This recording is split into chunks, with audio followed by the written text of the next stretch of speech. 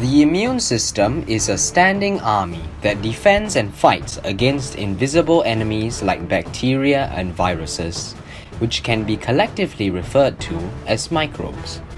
The following illustration, aided mainly with an analogy of a fortress with various defensive measures, will help you to better understand the first line of defense of the immune system.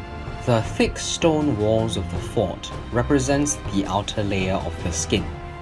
The skin layer is made of many tightly packed cells called keratinocytes, and the walls are similar in the way that each individual brick is tightly packed together to form a formidable defense that keeps out microbes.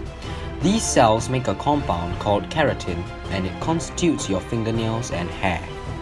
The downward-facing spikes on the castle walls are akin to the hairs on our skin, in the way that it traps invaders that represents microbes trying to mount it. The river that flows around the castle corresponds with the function of saliva, urine, tears, and perspiration, which is also known as sweat, in that it is able to wash away the microbes that try to invade our body. The crocodiles that infest the river's waters behave like an enzyme called lysozyme that is present in saliva, urine, and tears. A further explanation of what lysozymes do is that they break down the cell wall of certain bacteria, effectively killing them.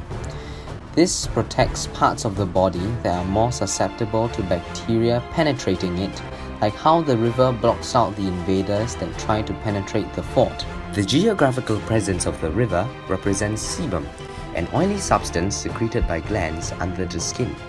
Sebum mainly comprises of lipids, otherwise known as fats.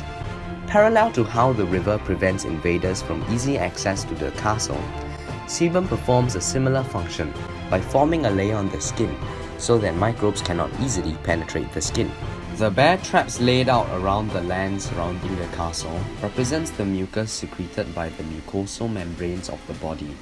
They trap any attackers who try to invade the castle. The mucosal membranes make up the surfaces on the outside of your body that is not covered by the skin. The digestive system is also considered to be on the outside, as it is continuous with the skin at the mouth and the anus, which are the beginning and end of the digestive system.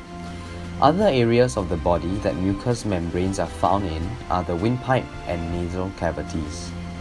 Mucus-producing cells, also known as goblet cells, are found in these membranes. They coat the membranes and trap microbes by secreting mucus, which prevents them from entering the tissues. Chemicals known as lysozyme, which kill certain bacterial cells, and IgA, which prevents bacteria from sticking through the mucosal membranes, are also found in mucus. The poison on the bear traps represents the lysozymes, while the trap itself also prevents them from sticking to the castle wall in this case. When the aggressors breach the gatehouse, hot oil from holes in the ceiling are poured upon them. This is similar in function to the gastric juices of our body. Gastric juices, produced by the stomach in particular, make the surrounding environment acidic.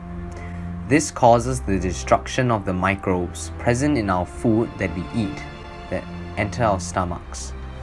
However, despite the inhospitable conditions of the stomach, certain bacteria are able to combat the acidity and triumph over it, causing stomach ulcers. Another defense that the fort has is the mercenaries surrounding the river.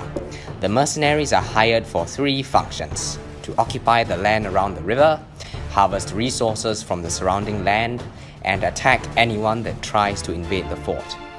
They can be likened to the normal flora of our body, which are harmless bacteria found on the surfaces of our body, like on our skin and in our digestive tract. Their function is to colonize the surfaces of our body, use up available nutrients on those surfaces, and synthesize toxins.